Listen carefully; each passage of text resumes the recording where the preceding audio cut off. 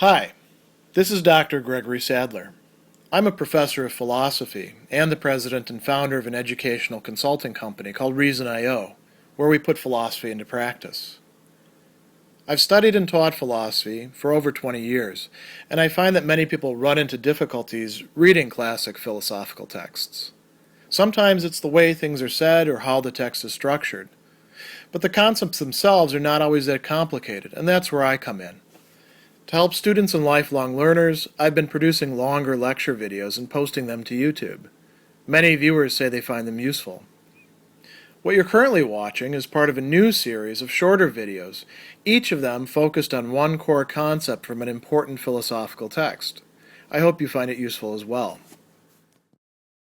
One of the causes that Aristotle devotes attention to and distinguishes from other causes in his Metaphysics is what we call the material cause. The cause that is the substrate, the hypokeimenon in Greek, or the matter, the houle in Greek, that things are made of. And in examining the theories of his predecessors, which is a typical approach for Aristotle, he likes to survey what other people have had to say about the topic beforehand. He's going to set out and then criticize some earlier philosophers' points of view on matters because they tried to make everything, all explanation about why things are the way they are, and indeed what this universe that we're in consists of. They tried to make it all depend on a material cause or material causes. Some of them were monists, as we call it, who thought everything is really one fundamental substance or one kind of stuff. And some of them were what we could call pluralists, by contrast to monists, who believed there were many kinds of things that were irreducible to each other, but they all run into the same basic problems. There's the same inadequacies that are running throughout their accounts. So Aristotle will talk about a number of different representative, important philosophers prior to himself, and one of them, who's often credited as being sort of like the first real philosopher, because he's saying sort of universal statements about things, his name was Thales, and he was from Miletus.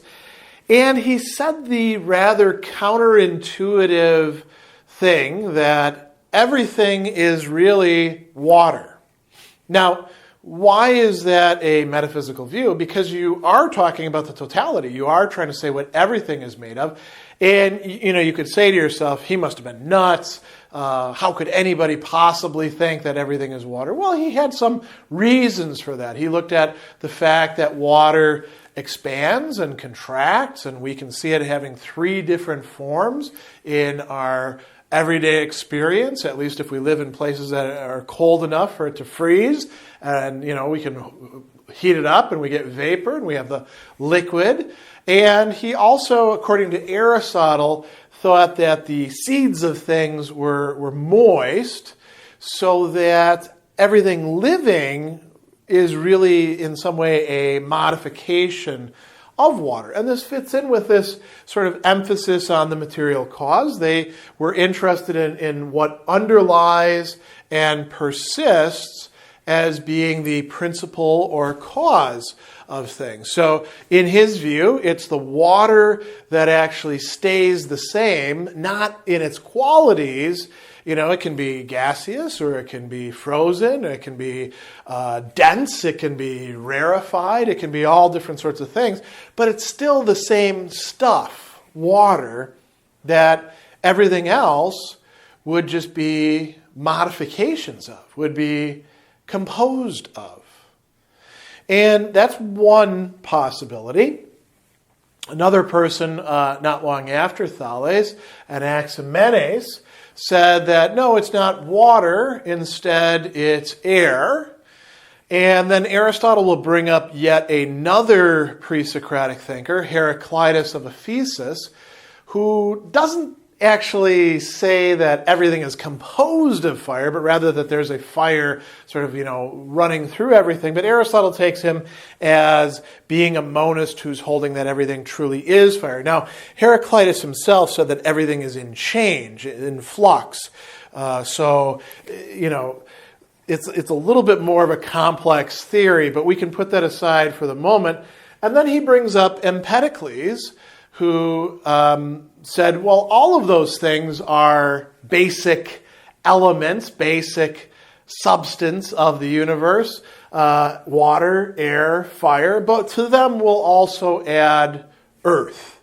And you put these things together and you can put them in certain compositions, and now you've got what everything is made of. And the idea behind any one of these accounts, like we just said, is that you have something, a material substance, that remains the same throughout all of its changes, and that explains why things are at all and why they are the way that they are. There were some other thinkers along those lines that Aristotle also talks about. And here with Empedocles and Anaxagoras, we're actually getting to thinkers who are going to bring in another cause. But we're going to put that aside for the moment. Anaxagoras, in this discussion, Aristotle points out, said that there couldn't be one single kind of thing, nor could there be a restricted list like, say, 4. Rather, there had to be unlimited, apeiron. Some people translate that as infinite, but it really just means without limits, right? So whatever number of basic things there are, we can't know what the number is. And these were first principles. So he said, bone comes from bone. Presumably he'd think iron comes from iron. Whatever types of stuff there is, everything comes from what it is. Now, the other group that Aristotle talks about here that kind of fit under this rubric would be what we call the Atomists. And these people believed that we have matter, and matter is composed of atoms. Atoms just means the things that you can't cut any further. Tmain means to cut, and means, can't, or privative, not. And so the atoms are the basic building blocks of things. So you have atoms, and then you have the void or the empty, tokenon. And, they identified this, as Aristotle tells us, with being and non-being, but they weren't particularly careful about this, and they said that both being and non-being have being. And the upshot of this for Aristotle is that Leucippus and Democritus are not really advancing the conversation any further. They reduce everything, as he says, to the shape and arrangement and position of atoms. Atoms are of a certain shape that produces certain effects, right? Arrangements, how are the atoms connected with each other? Where are the atoms in relation to other composites of atoms? And that's it. That's the extent of their theory as far as Aristotle is concerned.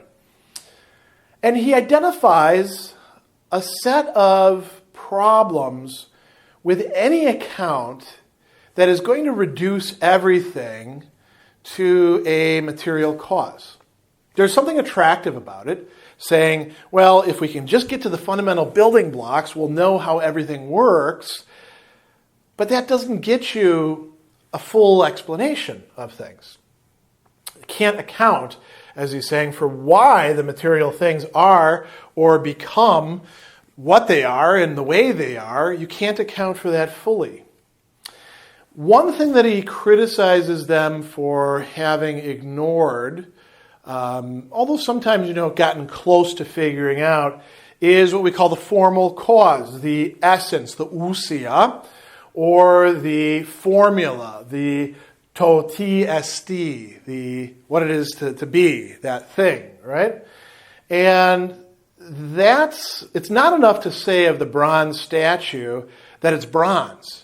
You've got to account for the form that the statue has, or you're not accounting for that kind of thing. Similarly, think about flesh, right? flesh by itself is not yet a human being. You might say, well, you need bones and veins and all that. Yeah, take all that material stuff and throw it all together. It's not yet a living organism that has a form or structure to it. So that's a problem from Aristotle's point of view. Another problem that some of these thinkers, like Anaxagoras and Empedocles, will address is that you need some sort of other cause for explaining why there is motion or change. Why did things go the way that they did? We know that we can take matter, and whatever the matter happens to be, it can take different forms or have different qualities by configuring it in certain ways. What configures it in that way? It's not going to do it just by itself, as Aristotle says. He says, if it is really true that all generation and destruction is out of some one entity or even more than one, why does that happen and what is the cause? It's surely not the substrate itself which causes itself to change. That's the problem. The substrate doesn't produce its own change or motion.